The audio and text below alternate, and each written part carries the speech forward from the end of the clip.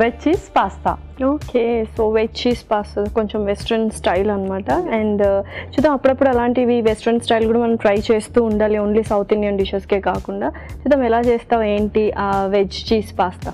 Okay, ingredients తెచ్చేస్తాను. Okay last ingredients తెచ్చేసాను. Okay, so super ingredients అనమాట అన్నీ. అండ్ పాలు యూస్ చేస్తున్నాను అక్కడ.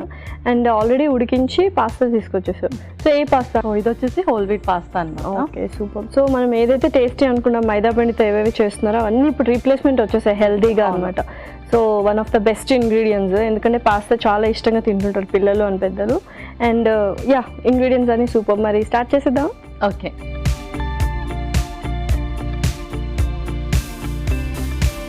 సో బటర్తో చేస్తున్నాము. ముందుగా కొంచెం బటర్,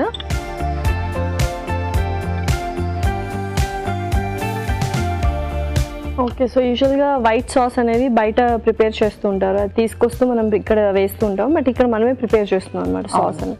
పర్ఫెక్ట్. నెక్స్ట్ ఆ తర్వాత ఉల్లిపాయ ముక్కలు,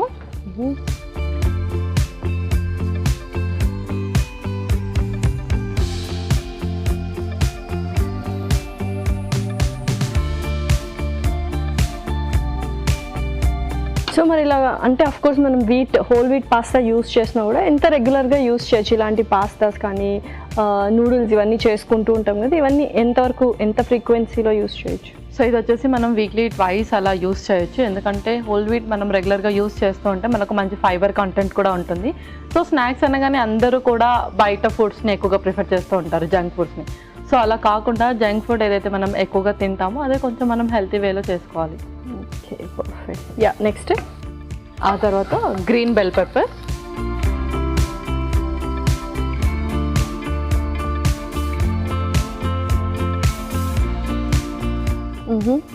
నెక్స్ట్ వెజెస్లో మనం బీన్స్, బఠానీ అండ్ క్యారెట్ యాడ్ చేస్తున్నాము.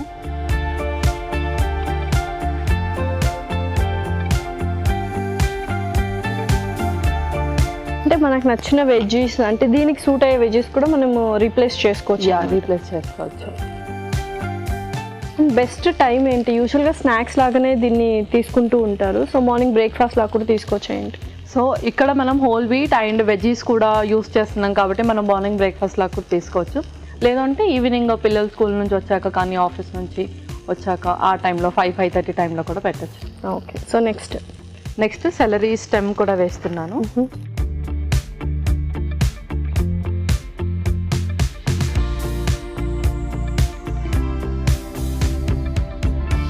సో లైట్గా సాట్ అయిపోయాయి ఇవి యాక్చువల్లీ. సో ఇంకా నెక్స్ట్ మనం ఏమేమి ఉన్నాయి రిమైనింగ్ కూడా వేసి, ఆ తర్వాత మిక్స్డ్ హర్బ్స్ కూడా, నెక్స్ట్ స్పైసెస్ కూడా వేసేద్దాం. ఓకే, ముందుగా కొంచెం సాల్ట్, కొంచెం పసుపు, కొంచెం పెప్పర్,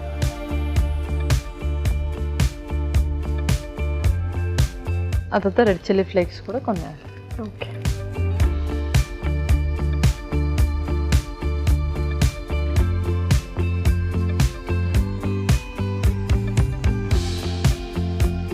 ఓకే. సో చక్కగా వేగిపోయింది. నెక్స్ట్ ఏంటి? నెక్స్ట్ ముందుగా మనం బాయిల్ చేసిన పాస్తా కూడా.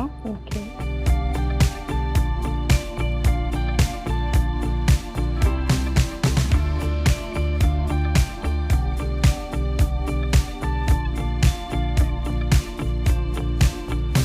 ఓకే పల్లవి, సో పర్ఫెక్ట్గా కుక్ అయింది. నెక్స్ట్ ఏంటి? నెక్స్ట్ మనం ఇందులో మిల్క్ కూడా వేద్దాం. ఓకే, సో ఆల్రెడీ కాచి చల్లార్చిన పాలు ఇవి. ఓకే,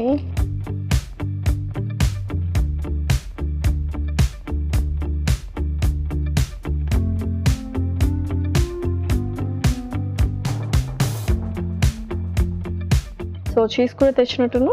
చీజ్ కూడా గ్రేట్ చేసేద్దాం ఇందులోనే.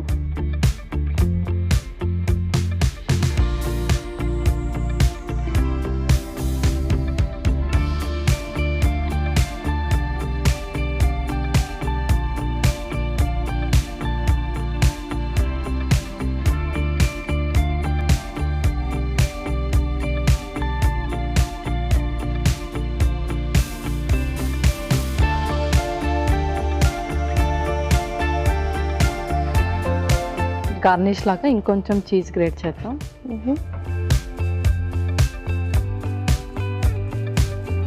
ఓకే, పర్ఫెక్ట్గా రెడీ అయిపోయిందా? Okay Lasya, veg cheese pasta ready అయిపోయింది.